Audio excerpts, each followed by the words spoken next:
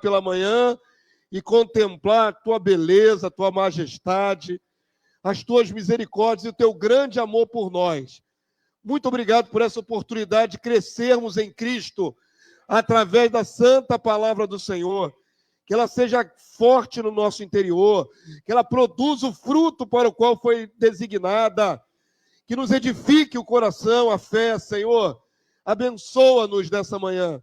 Abençoa aqueles que vão ouvir através da transmissão também, ali nas suas casas, em várias partes do Brasil.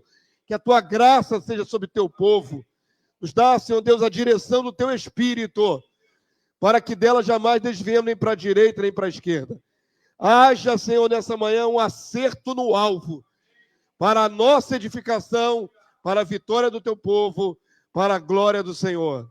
Muito obrigado por tudo, em nome do Senhor Jesus. Amém e amém. Amém, povo santo, podem sentar, vamos lá. Lição 9. Olha quantas parábolas nós já vimos em 9 lições. É uma média de pelo menos 3 parábolas por lição, às vezes 4. E ainda faltam quantas lições? 10, 11, 12, 13. Faltam 4 lições. Ainda não falei da parábola das virgens, ainda não falei da parábola do filho pródigo. Tem muita coisa para a gente ver ainda. E é muito bacana, porque nesses 16 anos que nós estamos estudando a palavra juntos, na IBD são 16 anos, nós nunca tínhamos feito um trimestre só de parábolas. Então, é uma lacuna que nós estamos fechando. Vamos lá, queridos. Mateus, capítulo 10, verso 24 e 25a. É sempre bom você falar a palavra de Deus com a sua voz, porque aquilo que sai do coração do homem que o impregna. Então, quando sai da sua boca a palavra, você está se impregnando dela. Está voltando para você, no seu próprio ouvido, você ouve a sua voz. Mateus 10, 24. Vamos lá, lê comigo. O discípulo não está acima do seu mestre, nem o servo acima do seu senhor. Basta ao discípulo ser como seu mestre, e ao servo ser como seu senhor. Então, é muito interessante aqui que Jesus fala, né, do discípulo e do mestre, do escravo e do seu dono, que ele tem que ser semelhante. Semelhante. Qual é o alvo aqui? Ser semelhante a Jesus. Ele é o Senhor, ele é o mestre. Nós somos os discípulos, nós somos os escravos, servos. Então, somos chamados a uma semelhança com Jesus. E nessa lição nós vamos ver algumas parábolas que falam de como nós podemos proceder para ser semelhante a Jesus. Então, vamos lá, na introdução. Nesta lição, vamos analisar uma coleção de parábolas, onde o Senhor Jesus ensinou conceitos para serem vividos no dia a dia. Estes conselhos do Senhor visam forjar nos discípulos de Cristo um comportamento diferenciado, aperfeiçoando o caráter deformado pelo pecado, com o fim de torná-los semelhantes ao próprio Jesus e ao nosso Deus e Pai. Vamos ler aí Mateus 5:48? Portanto, sede vós perfeitos, como é perfeito Jesus. É o que está escrito aí, irmãos? O negócio é sério, né, irmãos? Sede vós perfeitos, como é perfeito o vosso Pai Celeste. Jesus, ele é a imagem do próprio Deus invisível. Ele é a aferição da perfeição. Porém, ele coloca a medida do que nós temos que alcançar numa dimensão superior, maior ainda, em Deus o Pai. Está falando aqui do Pai Celeste. Então, olha só, queridos, sem querer escandalizar ninguém, nós precisamos alcançar esse alvo. Por que pode escandalizar? Porque a maioria de nós tem uma ladainha interna na alma que diz assim, eu perfeito, jamais, eu sou tão infalho, tão pecador, sou isso, sou aquilo. Começa, né? Se autodepreciar porque tem falhas e pecados. E aí Jesus diz, vocês têm que ser perfeitos igual a Deus, Pai. O sarrafo chega no nível mais alto do mundo, né? Do universo. Não é para ser perfeito igual a Pedro, não é ser perfeito igual a Paulo. Nem mesmo Jesus se colocou como aferição. Ele colocou o Pai, a medida maior que existe. Então, se somos chamados a ser perfeitos igual ao Pai Celeste, a nossa transformação, né, tem que ser efetuada por nós mesmos, né? A palavra de Deus diz: desenvolvei a vossa salvação com temor e com tremor. Estamos aqui nos transformando para ficarmos parecidos com Jesus, a imagem do Pai, e ficarmos parecidos com o Pai. O Pai e Jesus têm o mesmo comportamento, o mesmo pensamento, a mesma moralidade, a mesma santidade. Eles já são iguais, o Pai e o Filho. Quem não é igual ao Pai e ao Filho somos nós ainda. Estamos trabalhando para isso. Amém? Então vamos ver uma questão de caráter que todos nós herdamos, né? Do pecado original e precisa ser mudado o nosso padrão mental. Parábola da observação dos frutos. Já botei ali, né? Já li ali, ó, aqui. Parábola da observação dos frutos. O Senhor Jesus ensinou a observar as ações humanas, que são oriundas da alma e que revelam o verdadeiro caráter. Mateus 7, de 15 a 20.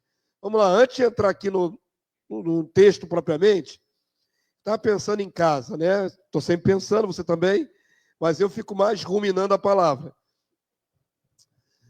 Por que nós temos que entender quando Jesus diz: não julgueis?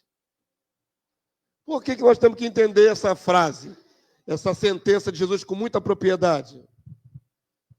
Nós não julgamos o tempo todo? Nós julgamos o tempo todo, irmãos. Nós julgamos o tempo todo. Nós temos uma capacidade, né, de gerar conceitos e críticas e avaliações o tempo todo.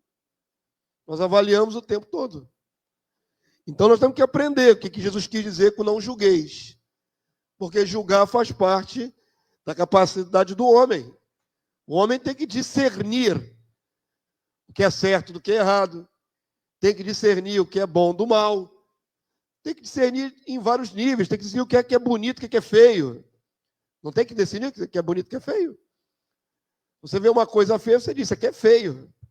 Você diz: isso aqui é bonito. Você está fazendo, né, um parâmetro de juízo, de julgamento. Julgando entre cores. Eu acho aquela cor bonita, eu acho aquela cor feia. Você faz sempre julgamentos. Essa é a capacidade do homem de discernir o mundo ao redor. Mas nós lutamos contra uma natureza humana caída. Então, nosso julgamento é prejudicado pelo pecado. Ok? Aí vem as deformidades da alma, porque um gosta mais disso, outro gosta mais daquilo. Por que um acha que isso é certo, o outro não acha que é certo? Aí vem da deformidade da alma. Mas todos nós somos juízes. Não é? Julgar é inerente ao ser humano. Ele julga, ele analisa o tempo todo. Então vamos agora ler o texto, já dei esse preâmbulo, você vai entender onde o Senhor quis nos instruir. Mateus 5, de 15 a 20, está aqui, ó. Não está muito grandão, mas dá para ler atrás, não dá? Está dando para ler? Em breve nós vamos precisar trocar esse nosso projetor, ele está mais fraquinho, está vendo? Está mais claro. O mais novo ele fica mais forte. Vamos lá, queridos, vamos ler? Assim, toda árvore boa produz bons frutos. Porém, a árvore má produz frutos maus. Não pode a árvore boa produzir frutos maus, nem a árvore má produzir frutos bons. Toda árvore que não produz bom fruto é cortada e lançada no fogo. Assim, pois, pelos seus frutos o conhecereis. O que Jesus está induzindo a gente aqui a pensar? Julgar os frutos. Não está mandando, ensinando como julgar? Olha para o que a pessoa produz. O fruto ali é o produto final, as ações. Olha para as atitudes, as ações, qual é o saldo. Pela atitude da pessoa, você vê o caráter dela. Então, Jesus está ensinando a julgar sim. Ou não está? É para analisar, é para julgar. Pelos frutos conhecereis. Analise. Isso é muito importante, queridos. Por exemplo, vivemos numa sociedade muito violenta, né? Estamos vivendo o tempo do fim, as pessoas cada vez mais egoístas, egocêntricas, e por aí vai. E violência, né? Violência para tudo quanto é lugar, infelizmente. Vivemos num contexto de medo, vivemos num contexto de opressão maligna. Então, nós julgamos o tempo todo até as pessoas que estão na rua. Pessoa que se aproxima de você. Se parar um motoqueiro hoje do seu lado, você já sai correndo, já entregando a carteira. Você pensa que é assalto. A gente está tão assim, acuado pela violência, que é difícil, né, até se aproximar das pessoas na rua. Pediu aqui uma orientação, né? Onde é que é a rua tal? Você vai chegar perto das pessoas e vai ficar assustadas. Então, querido, nós não temos que julgar quais são as intenções das pessoas. Temos, mas é difícil, né? Às vezes a gente pré-julga. Aí vem o preconceito. Se for mais escurinho, já era. Não é? Se nasceu com a tez mais escura, já tem 50% de chance de sofrer preconceito. Mesmo sendo uma ótima pessoa, etc, etc, etc. Então, nossos parâmetros, nosso filtro de julgamento é complicado, porque nós temos uma série de traumas, experiências ruins e por aí vai. Você acaba fazendo o seu julgamento mediante suas próprias experiências, tanto positivas como negativas. Mas Jesus nos ensinou, sim, a observar os seres humanos. Observar quais frutos eles produzem. Você sabe olhar para uma pessoa e dizer, né, pelo convívio, se ela é iracunda, se ela é preguiçosa, se ela é, pelo contrário, muito trabalhadora, focada. Você consegue analisar as pessoas. Não é? Você consegue, pela observação, analisar as pessoas. Então, nós temos que observar, sim, não é errado traçar esse julgamento de caráter, de juízo. Lembrando que todos nós temos ainda pecado na alma. Se nós fôssemos analisar a frio, nenhum de nós prestaria. Não é? Está escorregando o quê? A taça está escorregando. Eu acho que essa paleta aqui está meio bamba aqui. Essa paleta aqui ela deu uma inclinada, o parafuso dela está meio fraco. Então, o primeiro paradigma que eu queria estabelecer aqui no nosso coração. Não julgueis. Tem um contexto, nós vamos ver mais adiante, tá bom? É para julgar? É inerente ao homem julgar, ele julga o tempo todo. Ele analisa e diz, isso é ou não é, isso é bom, isso não é bom, isso é bom, isso é bonito, isso é feio. Você está sempre analisando tudo. Você está julgando.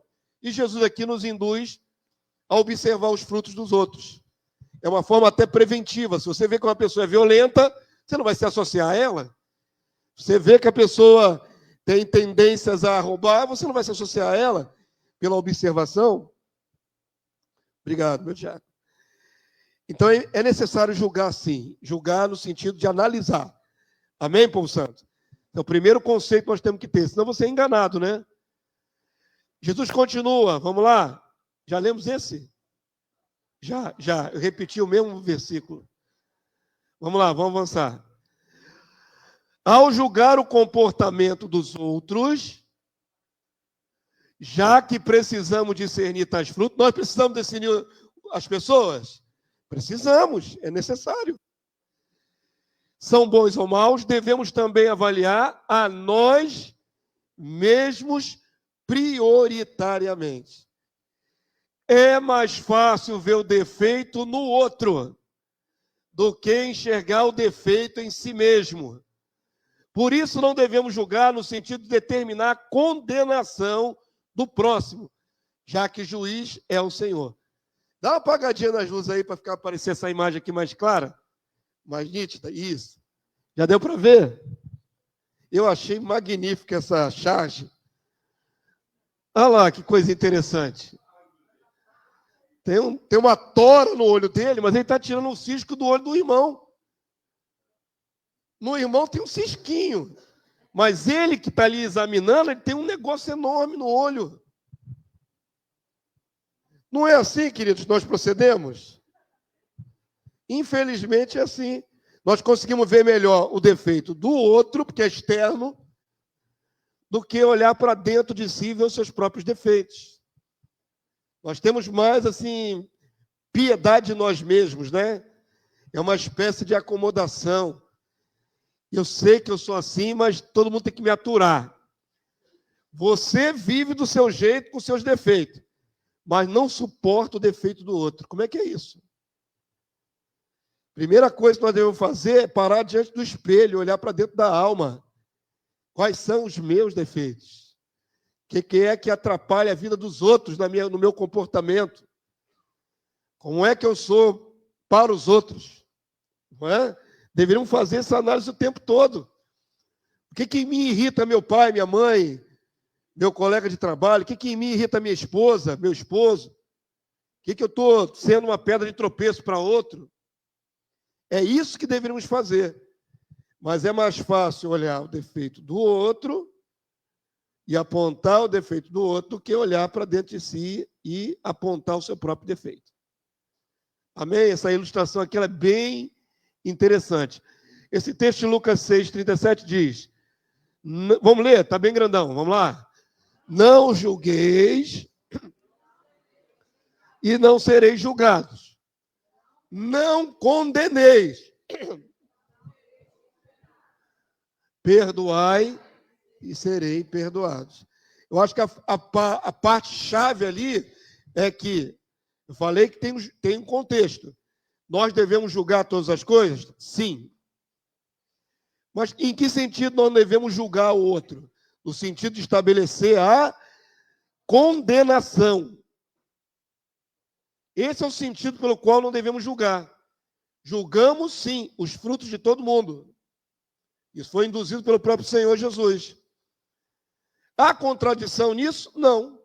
Ele está dizendo, você deve julgar, analisar, ver comportamentos, ver o seu comportamento, mas na hora de querer taxar a sentença, você não tem esse poder. Nós não condenamos ninguém, irmãos. Nós não condenamos ninguém. Quem condena a perdição eterna ou a absolvição é Deus, o Pai. Nós não temos o poder de condenação. Mesmo no nosso íntimo, entendeu? Você, por exemplo, vê uma pessoa, vou dar um exemplo bem prático, uma pessoa na sua rua que todo mundo sabe que é um bêbado, uma pessoa que destruiu a própria vida com bebida, com droga, uma pessoa, um pária da sociedade, uma pessoa desgraçada, fora da graça. Você não pode condenar ela à perdição, nem ela, porque ela pode ser uma eleita de Deus que ainda não nasceu de novo. Não pode? Pode, pô, você não sabe. Quando você bate o martelo de condenação, você diz, isso aí já está perdido. Isso aí só falta morrer, essa praga. Quando você faz isso, você está condenando, você não pode condenar.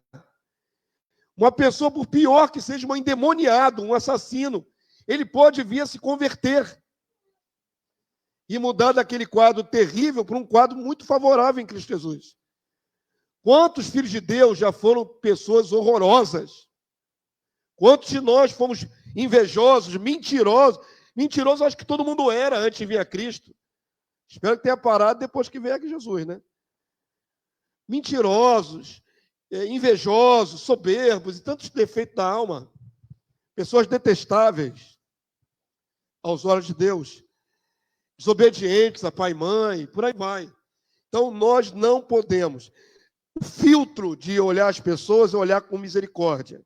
Se colocar no lugar dela. Se essa pessoa está assim nesse estado, por que você não pensa no seu coração? Por que essa criatura está nesse estado lastimável?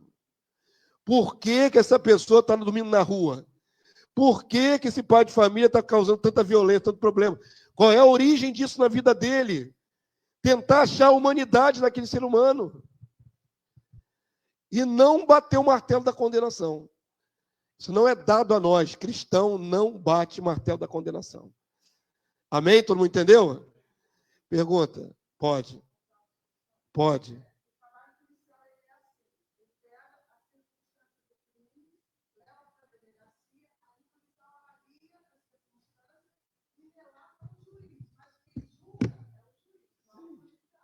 O policial não tem esse poder, né, de condenação.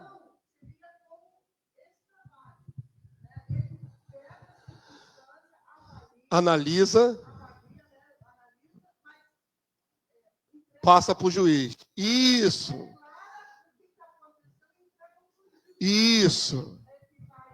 Determinar a sentença. Perfeita analogia.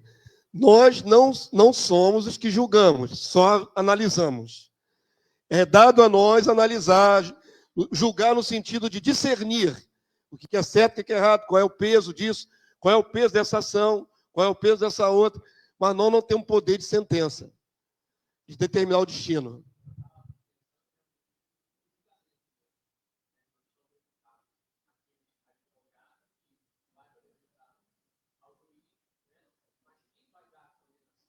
É isso aí. Não sei, eu acho que não. Acho que não, o pessoal em casa está boiando, que quando vocês falam, eles não ouvem em casa.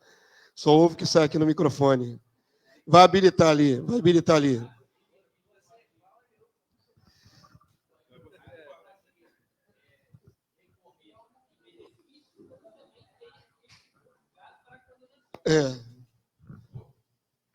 Dá lá para o Isaac está com a mão estendida lá atrás um tempão, tadinho. Eita! Profetiza, filha. A paz, pastor. Bom dia, paz. Diga, meu amado. Eu sei que o pastor falou que não podemos fazer adendos a respeito do que o senhor está fazendo, ou só algo que incremente mais. Eu estou mais flexível um pouco hoje. Não, tudo bem. Olha só, pastor. Quem não é flexível, quebra. Obrigado. O problema é que muitas das vezes nós cristãos, quando viemos a Cristo, não conseguimos discernir entre julgar e criticar ou condenar. Então, eu tenho me avaliado muito nessa situação. E não soube, eu me deparei que eu não sabia definir essas três diferenças, especialmente criticar e julgar. Aqui, pesquisando, diz julgar é uma forma de opinião ou avaliação, enquanto criticar é a expressão de desaprovação ou insatisfação. Julgar é uma forma de opinião, avaliação, que novamente falando, e um exemplo que fala aqui é separar, julgar é separar, distinguir, perceber, diferenciar. Esse é julgar, é avaliar, está certo. Agora, discernir. Isso, o criticar, censurar, falar mal, apontar imperfeições. Então, quando a gente já critica, a gente já tá dando ponto final naquilo. Né? A crítica, na verdade, é você é superior do que aquilo que você está julgando. Aí você colocou como juiz. Você colocou como juiz. Isso. Se você critica, é porque você acha que tem o mérito da perfeição para avaliar o outro. Isso, a gente não pode aí é criticar. Aí está errado. Aí está errado. Crítica é uma coisa... Exatamente, acrescentou isso que você colocou aí. Crítica não é o correto. Porque o crítica depende da avaliação da pessoa. Por exemplo, tem gente que vai achar bonito o vestir de vermelho. Eu posso achar excessivo. Tem gente que vai achar bonito se vestir de preto. Quem é você para dizer que ela não está bem de preto?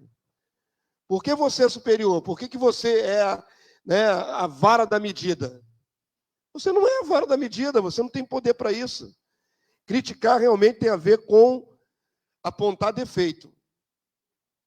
É lógico que, olha só, existem correções de rumo, por exemplo. Se você realmente está corrigindo uma pessoa, numa coisa bem clara que ela está errando, um professor para o aluno, dá um exemplo mais objetivo, né? O aluno está fazendo ali a matéria e ele erra. Quem vai criticar, no sentido de consertar aquilo que está errado? O professor. Porque o professor tem a medida da verdade que o aluno não tem, da plenitude do conhecimento que ele não tem. Ele tem poder para consertar quem ainda não chegou nesse conhecimento. Amém?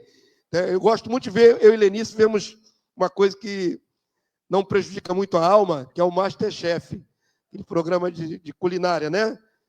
Aí está lá, os juízes daqueles outros cozinheiros são os três apresentadores lá.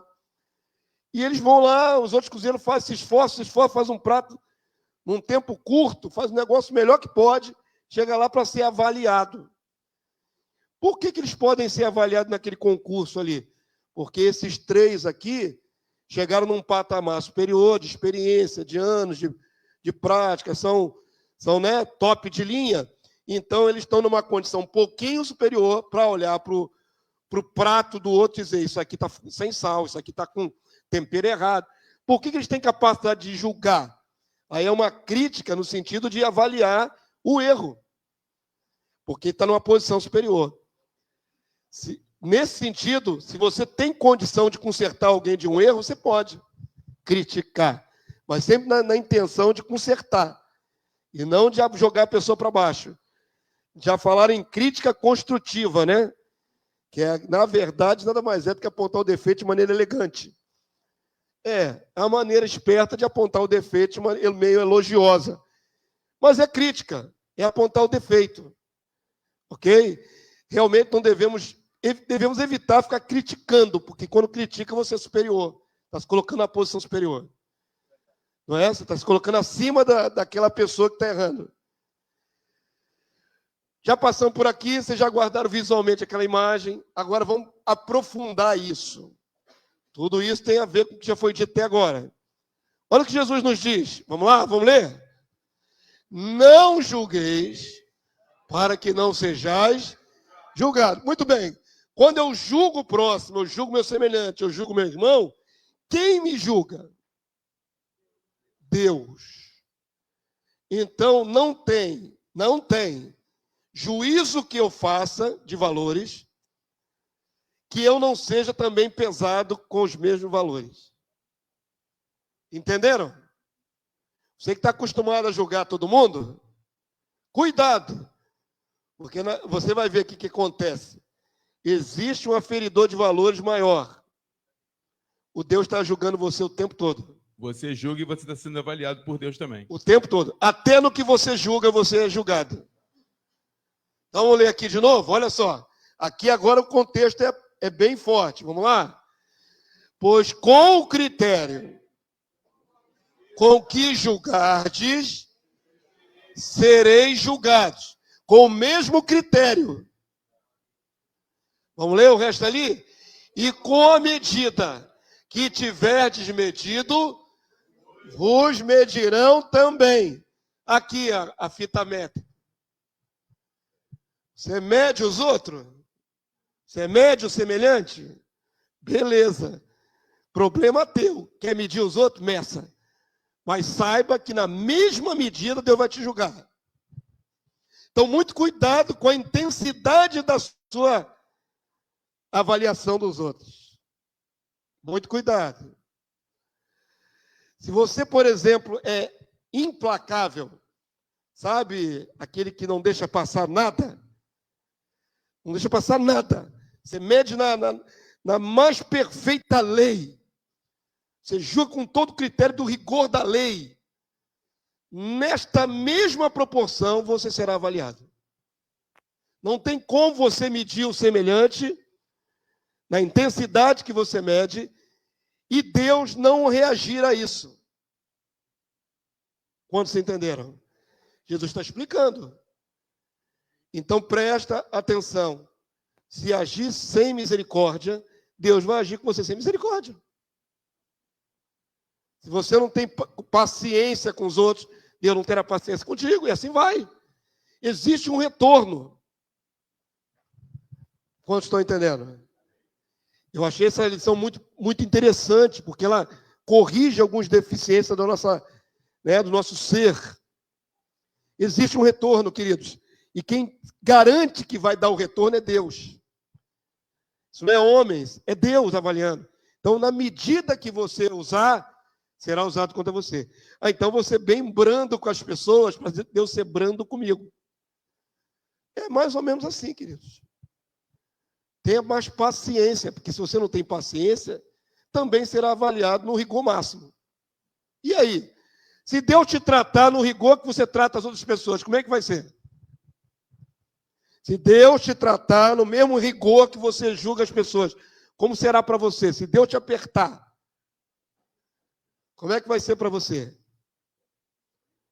Por isso que Jesus falou, sede perfeito como é vosso Pai. Vosso Pai tem misericórdia, tem paciência, não é? Ele faz descer a chuva sobre bons e maus. E tem paciência até com os maus. E nós somos chamados para ser semelhante ao Pai. Então, se nós não temos paciência com os maus, somos diferentes do Pai. E aí estamos diferentes dessa avaliação, porque Deus avalia o mal, Ele sabe o que é mal, mas Ele tem paciência, misericórdia, longanimidade. Eu avalio o mal e não tenho paciência com o mal, essa raiva. Errou, corte. Aí você está errado, porque você está diferente do Pai. Entenderam? Todo mundo entendeu? Está bem na psique, né? Está trabalhando aqui nessa psique. Essa psicologia. Então, toma muito cuidado como você mede as pessoas. Porque Deus vai te julgar da mesma forma. Fulano é chato. E você não é? Também é, pô. Fulano é isso. Você também, cuidado, para não emitir juízos.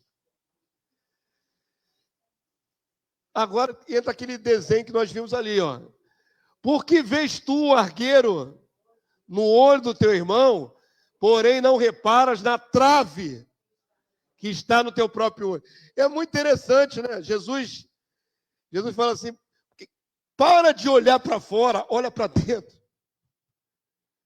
Para de ficar julgando todo mundo, julga você mesmo. Busca a perfeição em si mesmo. O alvo é chegar a ser semelhante a Deus, o Pai, e a Jesus. Quando você ficar condenando os outros, você não se aperfeiçoa, você é um crítico. Verso 4. Ou como dirás a teu irmão, deixa-me tirar o teu argueiro do seu olho, quando tem a trave no teu. Não tem como, é um absurdo alguém que é imperfeito cobrar a perfeição do outro. É um absurdo, todos somos imperfeitos. Todos estamos em trabalho, estamos sendo trabalhados nas nossas almas. Você não pode achar que você é o aferidor da medida. É muito complexo isso, né? Eu não quero julgar. Vou dando exemplos, né? Recentemente tivemos a queda do irmão Paulo Júnior, pastor Paulo Júnior. Uma bênção, ele foi bênção em minha vida algumas vezes. Mensagens dele muito fortes, né? Ele se colocou ali numa posição complexa para o ser humano. Pastor, mas não tem que ter alguém assim, tipo um profeta que aponta o erro de Israel? Tem. Mas olha ele hoje, queridos, como é que está a situação dele hoje? Ele apontou todos os erros da igreja. Teve vezes que ele condenou, ele falou, essa é a pior geração de crentes de toda a história. Esse juízo que ele emitiu, agora reverte contra ele. Agora que ele está disciplinado por causa de pecado, o povo todo que ele bateu, está batendo nele de volta, sem misericórdia. Nós temos que tomar muito cuidado, né? Existe uma função, queridos, na palavra de Deus, você pode procurar aí, não é dom, mas em Hebreus diz que nós devemos nos exortar mutuamente, durante o dia que se chama hoje, para que ninguém se endureça pelo engano do pecado. Ou seja, eu tenho que ajudar o meu irmão corrigindo ele, para que ele não deforme. Se eu estou vendo ele no caminho da perdição, eu vou deixar para lá ele morrer? Eu vou socorrer ele falando, ô fulano, não faz isso, não deixa de vir à casa do Senhor, não deixa de orar, não deixa. Isso é uma exortação para salvar. Não é assim, queridos? Nesse sentido, todos nós somos exortadores. Exortar é um ato de amor. Exortar não é dar bronca. Exortar é um ato de amor. Eu quero que você seja salvo. Mas se errarmos a medida, nos tornamos, então, aquele martelo na cabeça das pessoas. E nessa maneira de bater, você também vai ser, uma hora vai vir sobre a sua cabeça. Isso é Deus que avalia, Deus que regula isso. Todo mundo entendeu? Aí Jesus solta uma palavra dura aqui, ó. Até com um ponto de exclamação aqui, ó. Hipócrita, tira primeiro a trave do teu olho, e então verás claramente para tirar o argueiro do olho do teu irmão. Ou seja, naquilo que você já santificou o seu caráter, aí você tem moral para santificar o outro.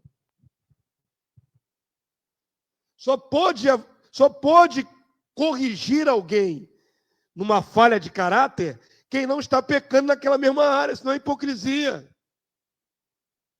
Você não pode corrigir alguém que está fazendo uma coisa errada se você estiver fazendo o mesmo.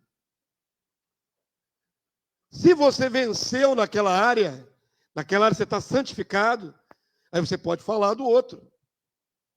Pode ajudar o outro. Quantos entenderam? Está fácil de entender a aplicação disso aí? Fala, meu filho. Então, como cristãos no corpo, a gente tem que se avaliar muito para poder, talvez, falar alguma coisa a respeito com o seu irmão. Sim, você tem que se avaliar muito, porque naquilo que você condena o outro, você é condenado. Porque em Romanos diz, né, que não podemos viver como brutos em si, em renovação de mente. E em Salmos também diz que não somos mais, me lembro muito bem, mas temos a graça em Deus perdoadas, né? Em Jesus Cristo, né? 32, Salmos 32, não vou entrar em detalhes, mas... Então, porque o que acontece? Às vezes, quando chegamos a um irmão, pastor, falamos, talvez eu estou vendo dentro da igreja, a pessoa não se agrada, e ela pensa, e ela diz, você está me julgando. Eu não estou julgando, é por amor ao corpo. E às vezes nos malinterpretam. Então, é melhor eu me avaliar, o que o senhor diz, né? Se eu estou realmente bom nessa área, posso falar. Se não, mesmo vendo, eu fico calado. É isso que estou querendo dizer. Não, você não vai ter moral. Não é que você como você não venceu naquela área e você quer avaliar o próximo, você não tem moral. Vou dar um exemplo muito prático, nos dias atuais, né? Internet, um grande mal da internet é a pornografia. Pornografia é gratuita hoje na internet. E afeta muita gente dentro do corpo do Cristo. Uma pessoa que estiver presa vendo pornografia, ela pode exortar outro para parar? Como? Ela está com o pé no laço, pô. Não tem autoridade nenhuma para exortar a outra. Aí é hipocrisia. Porque ela continua fazendo aquela porcaria ali, está presa no laço do inimigo ali, mas ainda assim vê o erro do outro e aponta. Você para com a pornografia. Isso é hipocrisia. Ué, hipócrita. Como é que você consegue falar do outro, do defeito do outro, se você não consertou o seu? Não pode. Naquilo que você venceu, você venceu. Você estava preso na pornografia e você, com a graça de Deus, se libertou. Agora, você consegue libertar seus irmãos. Mas se estiver preso e tentar libertar o outro, é mentira. Não tem autoridade nenhuma. Claro que não, pô. Aí vai ser você que vai ser julgado como hipócrita. Porque você não venceu e está tentando limpar o outro. Como é que é isso? Limpa primeiro o seu. Que Jesus falou, tira primeiro do teu olho a trave.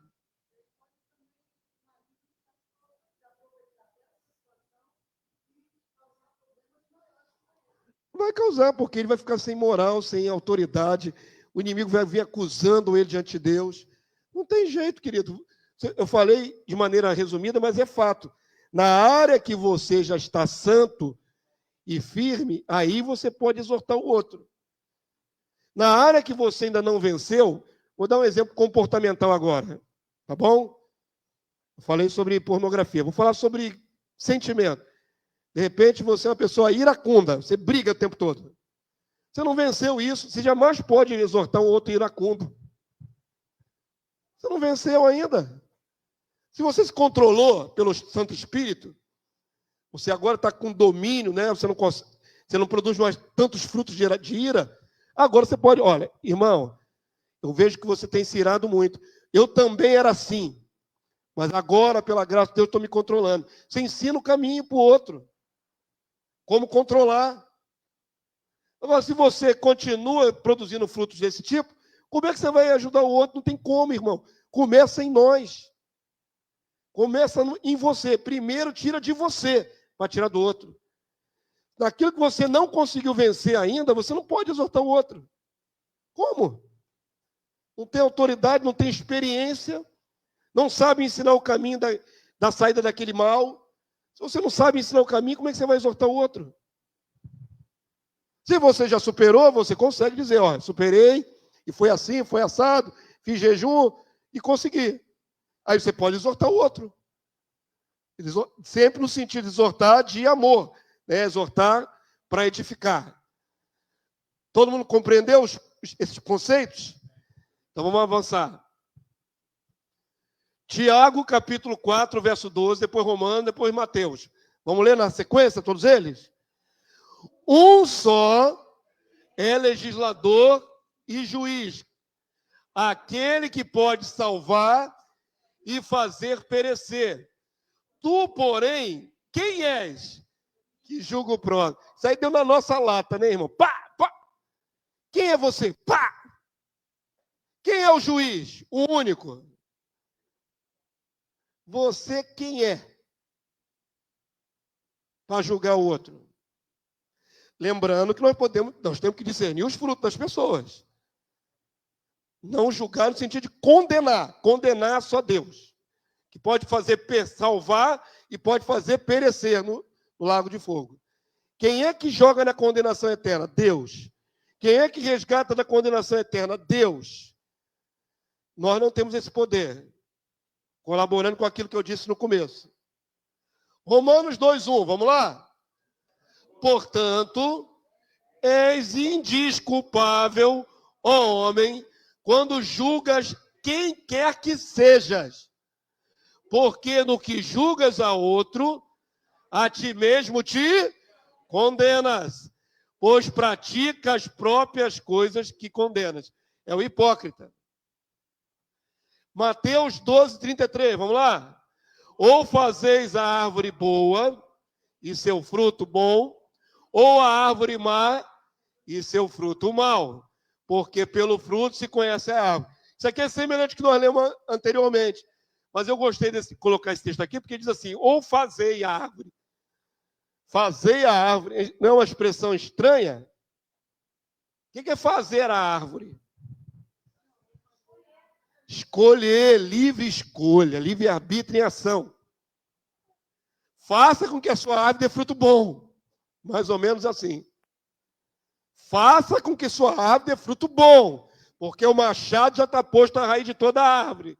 Toda árvore que não der fruto bom, Deus o corta. Faça a sua árvore dar fruto bom. Todo mundo entendeu o sentido? Eu achei isso fantástico. E isso, você opera, porque você vai ser avaliado pelos seus frutos. Não é isso? Efetuai ou operai a vossa salvação com temor e tremor. Tem tudo a ver com livre-arbítrio.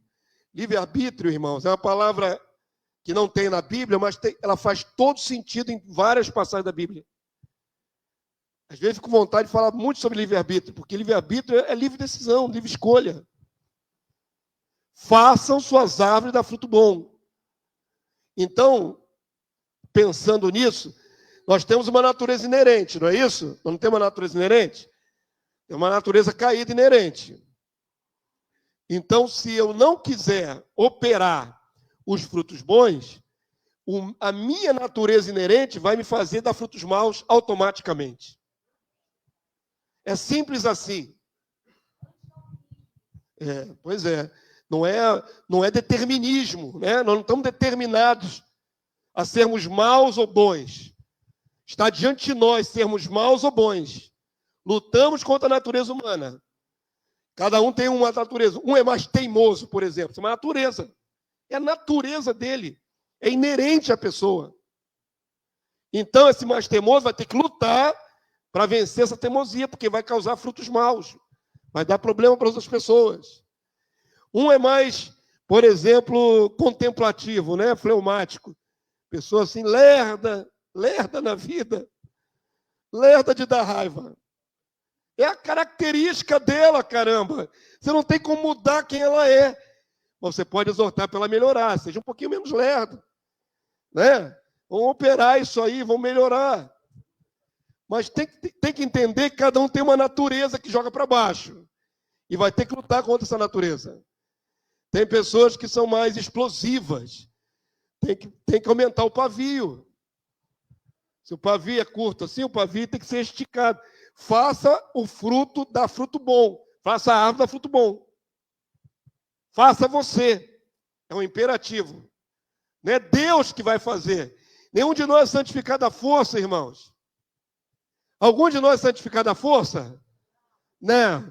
Deus não violenta a nossa mente, nossa alma, nosso ser. Deus nos dá parâmetros. Olha, eu quero que você seja assim. Busca isso. Se esforça assim. Deus te dá parâmetros. Você escolhe se quer ou não quer transformação. Então, fazei a árvore boa, irmãos, para que o fruto também da árvore seja bom. Ou então, deixa no piloto automático da sua alma e só vai sair porcaria. Da alma sai ira, prostituição, está lá na listinha lá, fruto da carne. Então, nós temos que fazer uma autoanálise o tempo todo, né? Olhar para dentro de nós mesmos e dizermos, onde eu estou frutificando mal? Qual o fruto mal que eu estou gerando na minha vida? De repente, você nem percebe que está frutificando mal. As pessoas em redor percebem. Se elas te apontarem, olha, fulano, você está frutificando mal. Está saindo mal da sua vida. Então, você agora trabalha contra. Deixa ela profetizar em línguas estranhas. Aquele versículo que diz que o homem é mau, que o Senhor olhou e disse que não há nenhum bom sequer, nenhum justo sequer. Isso é o mal inerente. Harmoniza com esse versículo aí. Harmoniza, porque Jesus falou, vós sendo os maus, sabeis dar boas coisas aos filhos. Em nenhum momento a Bíblia diz que nós somos bons. Como Pelágio tentou dizer, né, que o homem por si só ele pode ser bom. O homem é mau. Mau por causa do pecado. O pecado gera esses frutos maus. Nós lutamos contra o mal que está dentro de nós. Nós lutamos. É só você lembrar como você era antes de vir a Cristo e como você é em Cristo. Antes, você deixava a sua carne extravasar todo tipo de fruto mal. Não se controlava. Em Cristo, você se esforça para não produzir os mesmos frutos de antes. A árvore continua sendo a mesma. Continua inerentemente má. Nós somos maus, queridos. Você não consegue ver em você que você é mau? Você tem uma queda para o mal? Uma inclinação para o mal? Tem. É inerente ao homem. É inerente ao ser humano. Mas nós podemos lutar para podar esses frutos maus e dar os frutos bons somente. Aí entra o livre-arbítrio. É o processo de se parecer com Deus. Não é? Mesmo sendo mal, eu vou falar uma frase aqui. Mesmo sendo mal, eu posso ser bom como Jesus e o Pai. Eu sou mau. Eu sou uma pessoa má. Por causa da minha natureza, não porque eu quero. Pô, gente, é só ler o livro de Romanos. Romanos é uma carta sobre o pecado dentro da alma. Paulo chega a se desesperar. Miserável homem que sou. Desventurado homem que sou. Quem me livrará do corpo dessa morte? Eu estou aqui. Eu queria fazer o bem, não consigo. Mas o mal frutifico, faço. Porque ali é uma ode, né? É um poema enorme, aquele capítulo de Romano ali, sobre o mal inerente na alma. Somos maus, mas em processo de transformação para parecermos com o pai e com o filho. Mas aí entra a livre escolha. Se você se descobre fazendo uma coisa que está errada, você tem que despertar. Estou sendo bem prático nas aplicações. Por exemplo, vou dar um exemplo prático que me vem na mente aqui agora.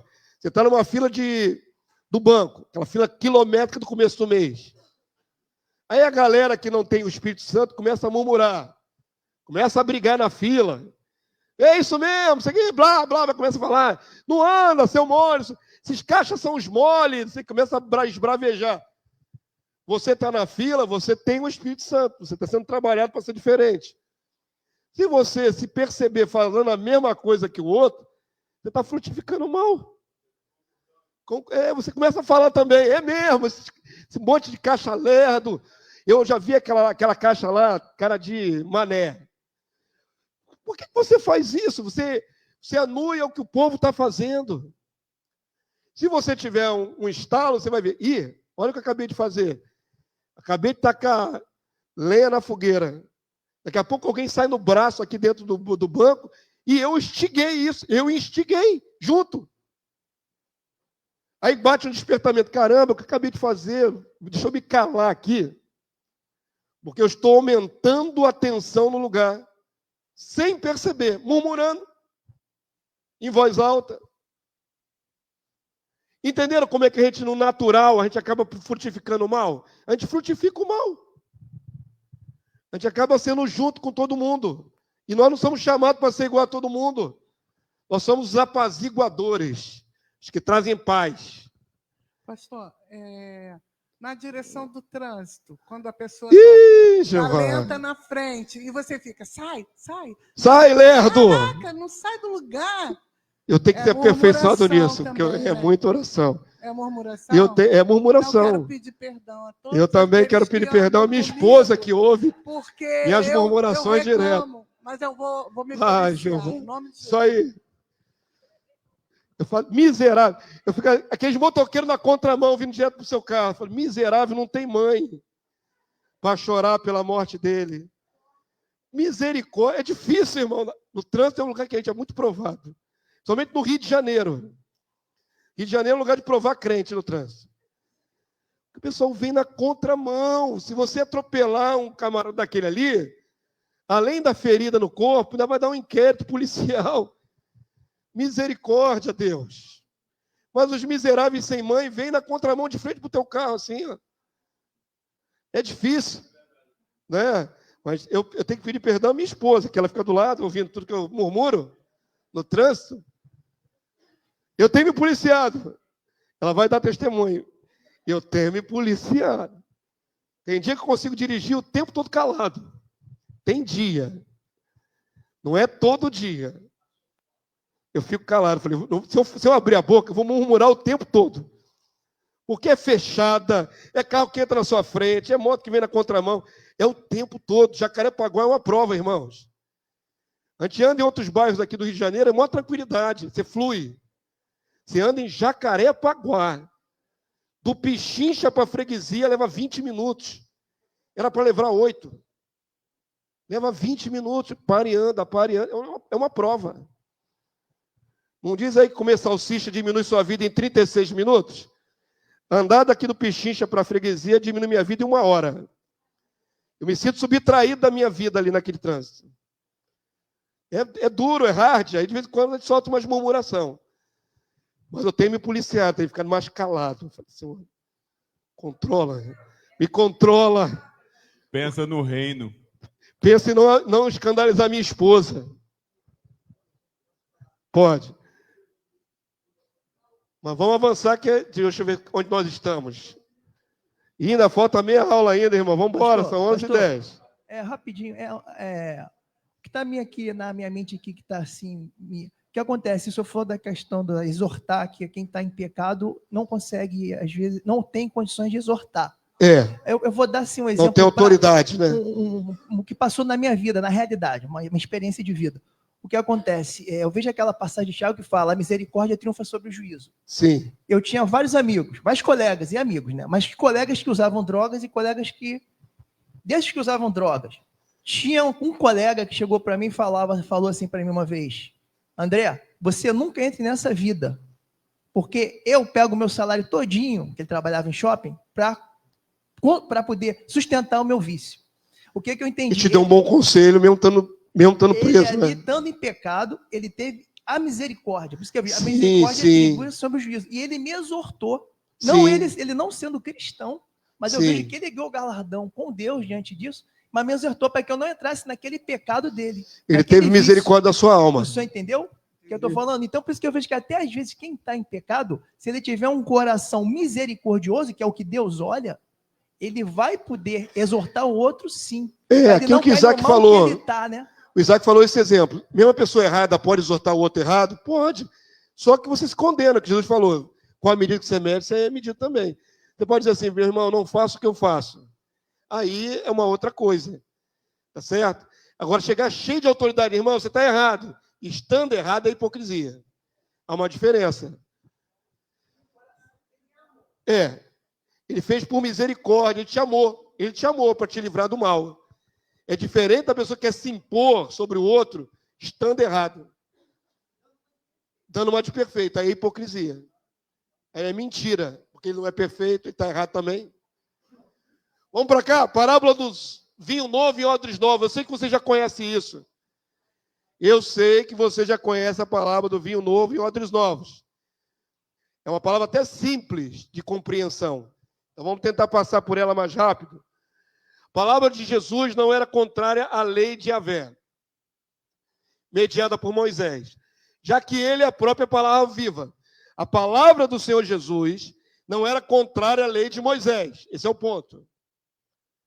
Mas por que os judeus achavam que Jesus estava falando era uma doutrina nova? Já que a Torá não pode ser aumentada, nem diminuída. Torá são os 5 livros da lei. Vocês vão perceber, isso é uma percepção, ok? A gente estuda e acaba percebendo algumas coisas na palavra de Deus. Que os judeus achavam que Jesus estava trazendo uma nova doutrina. Só que Jesus, ele não podia trazer uma nova doutrina.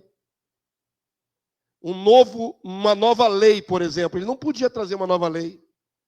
Jesus sempre se remetia à lei vigente. Ele resumiu a lei.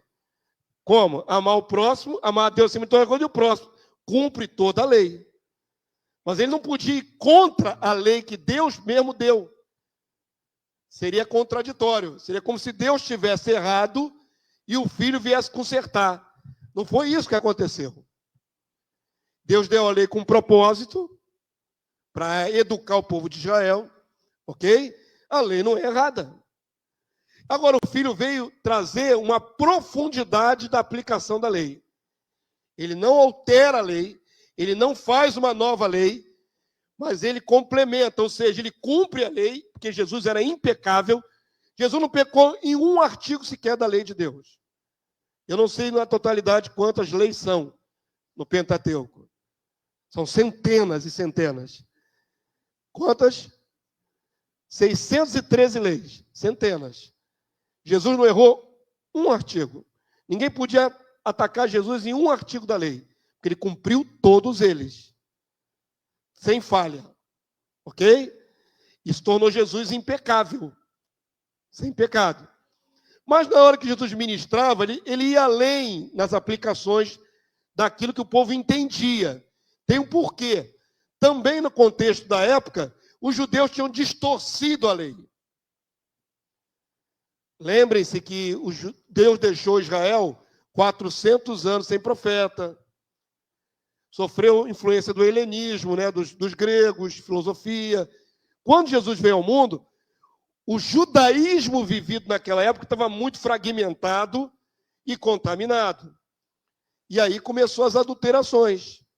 Tinha a seita dos fariseus, tinha os essênios, tinha os saduceus, tinha até, eu falei os essênios, são aqueles que se separaram da comunidade de Israel. Descobrimos os escritos dele recentemente, na década de 40, aqueles escritos do Mar Morto, né? Era um grupo à parte. Tinha os helenistas. Então, não era mais uma interpretação correta da lei de Deus. Tinha sido acrescentada com um monte de leis humanas. Aí, quando Jesus começa a aplicar a lei, ele aplica de uma maneira tão profunda, tão perfeita, que parece que ele está reinventando a lei. E ele não reinventou a lei, ele veio cumprir a lei. Amém? Essa aparência de que era algo completamente dissociado, era só uma aparência. Porque, na verdade, era dissociada a lei das tradições humanas. Mas a essência da lei estava em Cristo. Ele é a palavra viva. Ele não pode contradizer a palavra de Deus. Ele é a própria palavra encarnada. Então parecia, né, que estava fazendo uma coisa diferente. No entanto, muitos que israelitas tinham como prática religiosa adivinha da tradição adulterada dos mestres judeus e já não representavam, em essência, a verdade original dos princípios de Deus. Além disso, o Senhor Jesus aplicava a palavra de forma mais profunda e perfeita, causando um contraste entre o que se sabia da fé com a doutrina prática de Jesus, ao ponto de pensarem ser uma abordagem inédita. Foi essa a sensação dos judeus naquela época. Jesus falava de uma maneira diferente do que era cultuado na época, que era vivido na época. Mateus 7, 28 e 29, Marcos 1, 27. Parte A, vamos ler? Quando Jesus acabou de proferir estas palavras, estavam as multidões maravilhadas da sua doutrina, porque ele as ensinava como quem tem autoridade e não como os escribas. Os escribas ensinavam da maneira deles, da religião. Jesus ensinava na essência da verdade. Marcos 1, 27, vamos lá? Todos se admiravam a ponto de perguntarem entre si: que vem a ser isto? Uma nova doutrina? Era um teor tão diferenciado o que Jesus falava do que estavam acostumados a ouvir na tradição religiosa, que parecia ser uma coisa absolutamente nova. Não era. Jesus estava restaurando a essência. Vou dar um exemplo. Quando fala, por exemplo, do adultério, casamento e recasamento, segundo casamento. Mateus 19, Mateus 5. Ouviste o que foi dito. Várias vezes você vai ler no Evangelho e diz assim: ouviste o que foi dito. Não é isso? Vai fazer agora um contraste. Eu, porém, vos digo. Olha aí o concerto.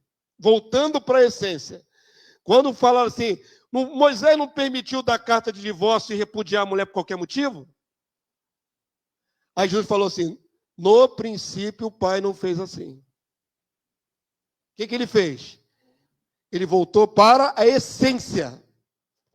Ao longo da caminhada houve algumas distorções. Jesus volta lá na raiz. Qual era a intenção inicial de Deus quando deu aquela palavra? Quantos estão acompanhando aqui o raciocínio? Jesus faz isso várias vezes. Olha, vocês ouviram assim, né? Mas na verdade, o essencial é isto aqui. Vocês aprenderam assado, né? Mas na verdade era para andar desta forma assim. Ele vai aprofundando e restaurando a ideia original de Deus.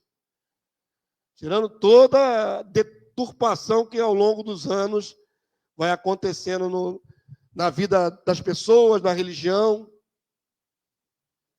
Então, onde está a essência da verdade prática que leva à salvação?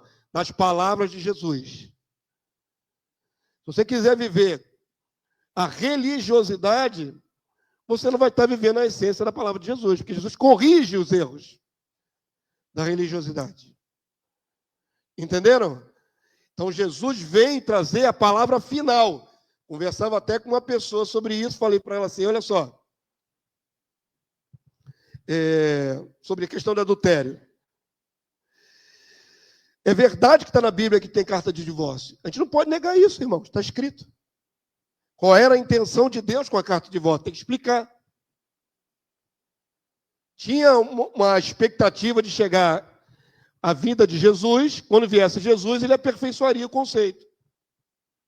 Aí Jesus vem e endurece o casamento. A carta de divórcio meio que alargava o caminho. Era necessária por alguns casos, mas alargava o caminho. Agora Jesus vem e afunila o caminho. Eu, porém, vos digo, só pode romper a aliança por porneia, relações sexuais ilícitas. Só. Antes, se liberava a mulher por qualquer motivo. Era largo. Jesus vem, estreita. Eu diria que é mais difícil viver o que Jesus disse do que a antiga lei. A antiga lei tinha mais largueza de interpretação do que o que Jesus diz. O que Jesus diz não dá para fugir. Não dá para dar jeitinho. Ele é taxativo, ele é estreito o negócio. Quantos entenderam? Não é assim, queridos? Jesus não afunilou o casamento? Afunilou. Tornou difícil. Ao ponto dos discípulos dizerem, se é assim, melhor não casar. Melhor que o homem fique só. Se é assim, tão estreito assim, é estreito assim. Aí o que eu fico? Eu fico com a lei da antiga aliança, que abordava alguns casos, Ou eu fico com a palavra cabal e final de Jesus? Eu fico com a palavra cabal e final de Jesus, que é por ele que eu vou me salvar. Não adianta me escorar nas interpretações da Antiga Aliança. Eu tenho que me salvar pelo que Jesus disse. Ele falou, é assim. Regra do jogo está dada, é isso aí. Qualquer coisa fora dita está fora da essência do Cristo. E fora do Cristo não há salvação. Então não adianta vir com qualquer outras teorias, outras abordagens. Jesus falou, é assim. E vai ser assim e acabou. Todo mundo entendeu como é que Jesus afunila? Já lemos isso aqui. Vamos lá, avança para mim aí. Vamos lá. A doutrina de Jesus não era uma nova lei, Torá, mas sobrepujava o entendimento da religião judaica vigente. Daí o vinho novo. Você entendeu o que é vinho novo? Por que era novo? Porque trazia esse frescor, né, de uma doutrina não contaminada. Verso 36 de Lucas 5, irmão, vamos lá? Vamos ler. Também lhes disse uma parábola. Ninguém tira um pedaço de veste nova e põe na veste velha, pois rasgará a nova, e o remendo da nova não se ajustará à velha.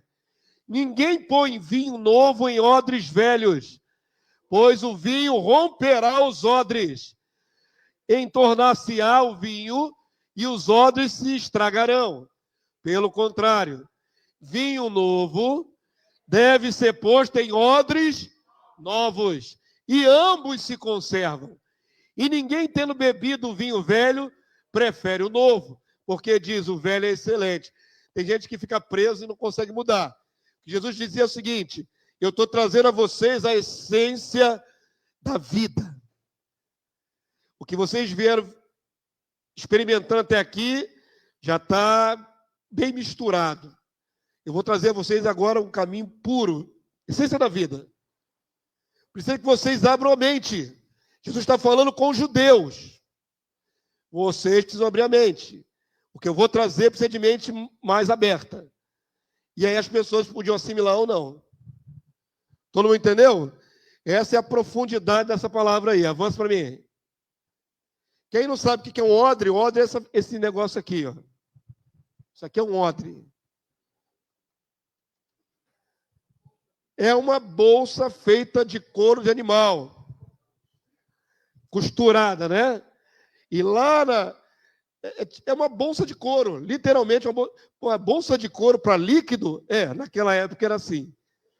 E essa bolsa de couro ali amarrada com líquido, na boca tinha um gargalo e uma tampa. Uma rolha. Você jogava ali o líquido, ali o vinho ali. E o vinho tem o poder de fermentação. Então, vai expandir, vai soltar o álcool, vai haver fermentação. Qual é a tendência? Sai mais gases. E aquele líquido dentro daquela sacola de couro, ela inchava. Se for novo, aguenta essa expansão. Mas se fosse muito gasto, o que ia acontecer? Ia estourar, romper as amarras, as amêndoas, ia perder o vinho. Está falando das mentes e corações. Quem ficou agarrado na tradição dos homens não conseguiu reter a doutrina de Jesus. Quem conseguiu ter mentalidade nova, recebeu a doutrina de Jesus como um vinho novo e preservou tanto a sua mente, como preservou também a palavra de Jesus. Todo mundo entendeu?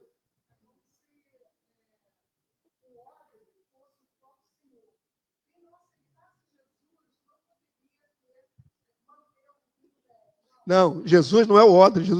A doutrina de Jesus é o vinho. O odre é a mente humana. Você tem que ter vinho, odre novo para receber o vinho de Jesus. Entendeu? Não é Jesus, não é o odre. A mente, a capacidade de absorver. Uma mente transformada. Está contrastando religiosidade com a doutrina de Jesus. O que você quer viver? Religiosidade ou a doutrina de Jesus? Tem que ter a mente, tem que escolher. Metanoia, mudança de mente. E se cumpre, né? Uma profecia de Ezequiel 36, 26. Ó. Vamos ler aqui juntos, para ninguém dormir? Vamos lá?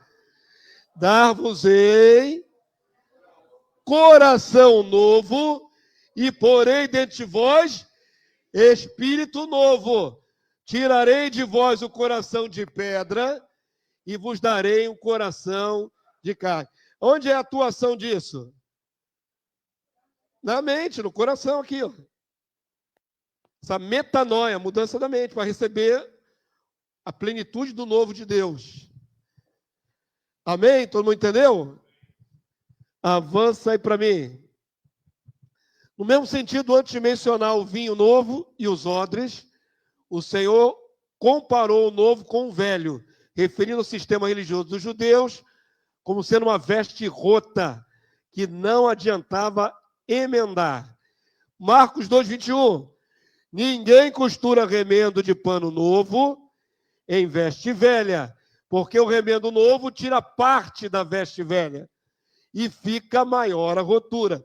Não tem como emendar a tradição religiosa dos judeus toda contaminada com aquela doutrina pura de Jesus. Não tinha como mesclar ou uma ou outra. Não tem como mesclar.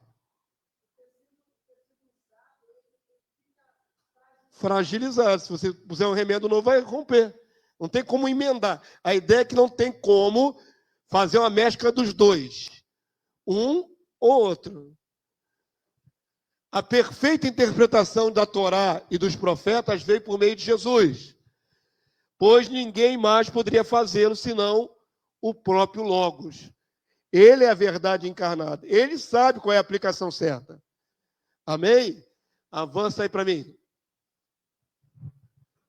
Para finalizar, irmãos, eu estou bem avançado no horário. Santificação do interior para fora. Esse conceito último aqui é importante.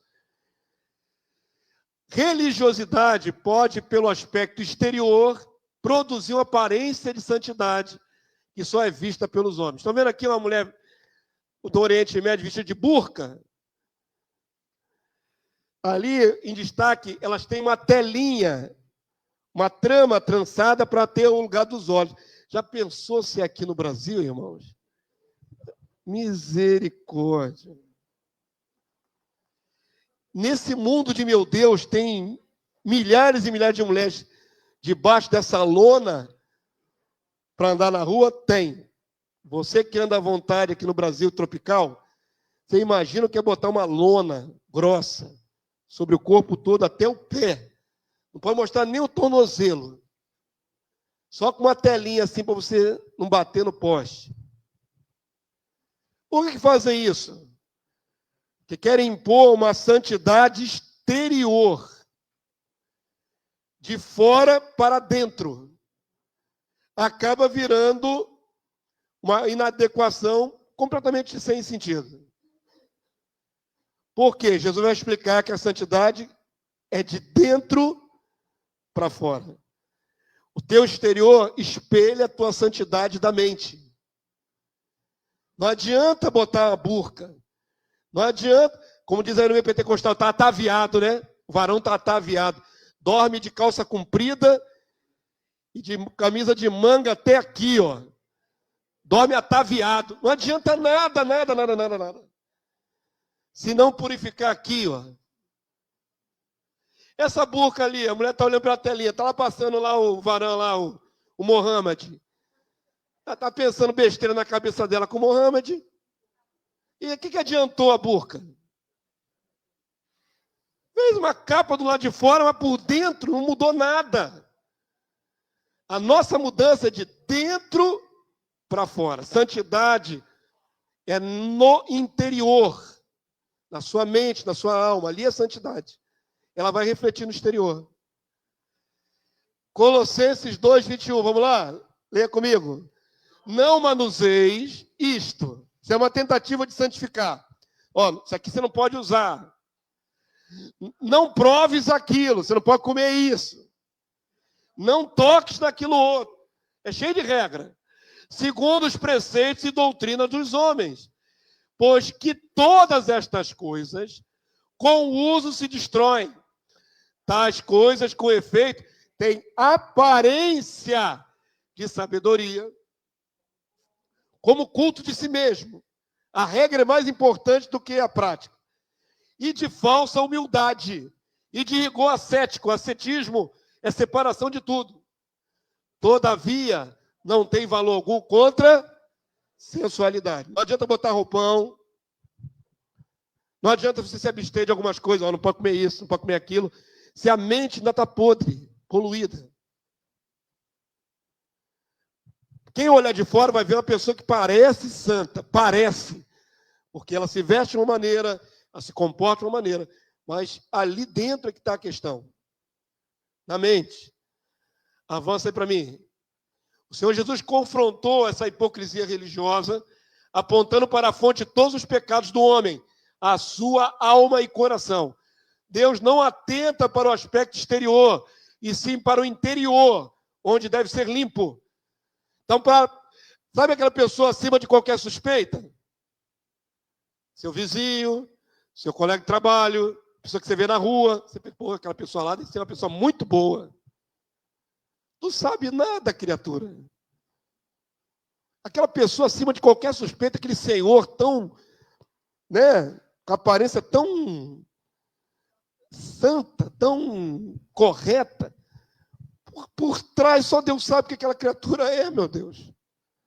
O que ele faz dentro de casa com a esposa, o que ele faz na internet.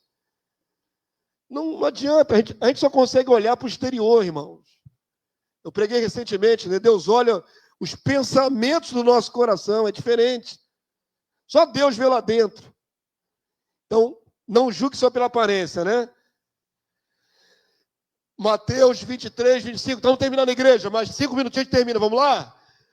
Ai de vós, escribas e fariseus, hipócritas, porque limpais o exterior do copo e do prato, mas estes por dentro estão cheios de rapina e intemperança. Eles estão usando uma metáfora. Eles eram do lado de fora, pareciam santos, vestiam roupas que pareciam santos, tinham rituais que pareciam de santidade, mas por dentro Deus estava vendo mal. Verso 26. Fariseu cego, limpa primeiro o interior do copo, para que também o seu exterior fique limpo.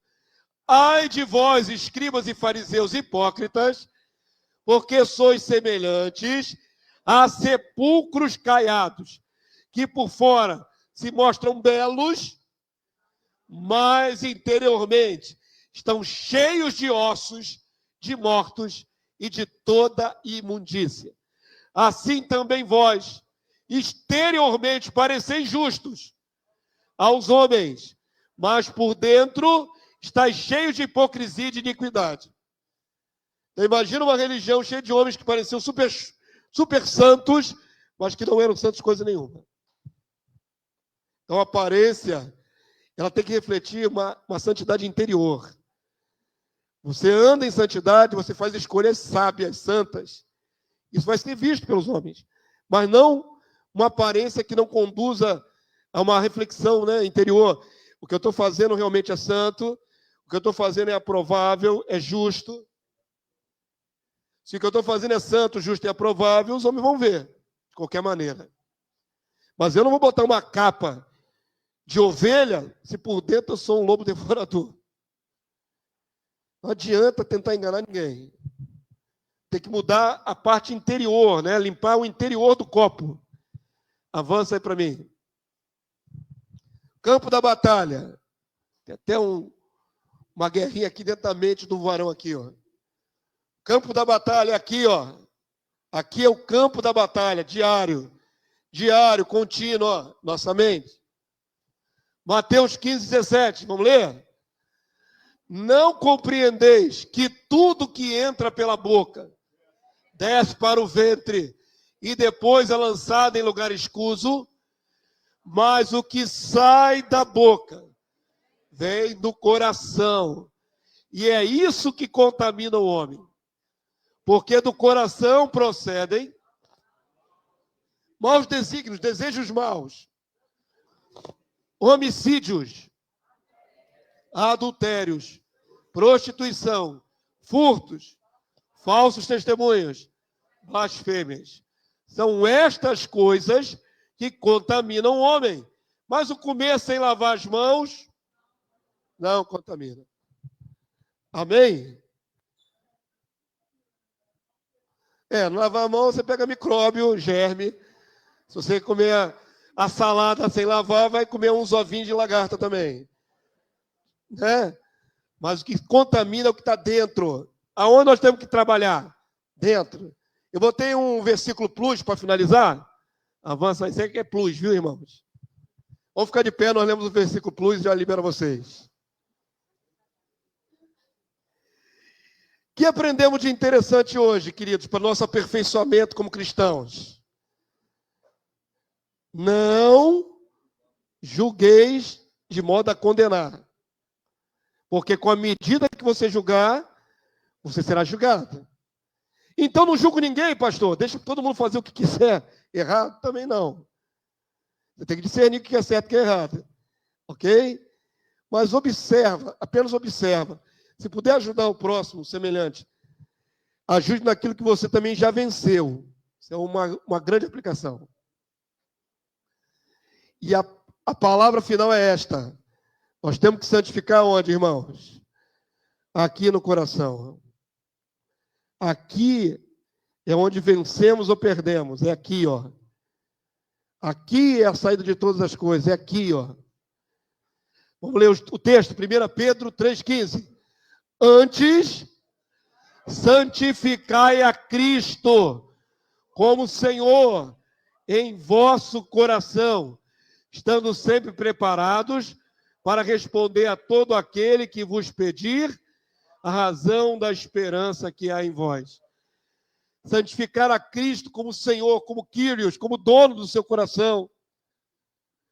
Coloca Jesus como o dono da sua mente, dos seus pensamentos, seus sentimentos, suas intenções. Se as suas intenções não coadunam com Cristo, elas não servem. Porque o Senhor vai estar sempre olhando para a sua mente, para o seu coração. Você não verbalizou nada. Você não falou nada com homem algum, com ninguém. Mas o Senhor está olhando ali os seus pensamentos. Deixa Cristo ser dono dos seus pensamentos. Quando a sua mente estiver desviando para a direita ou para a esquerda, saindo dos caminhos, traga-la de volta para o senhorio de Cristo. Senhor, domina sobre meus sentimentos, sobre meus pensamentos, sobre as intenções do meu coração.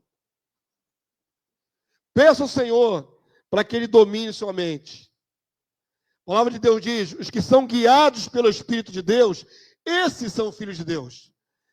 O Espírito de Deus é o Espírito de Cristo. É Cristo em nós a esperança da glória. Então, irmãos, não tem jeito. Deixar a mente no piloto automático vai te fazer frutificar para o mal.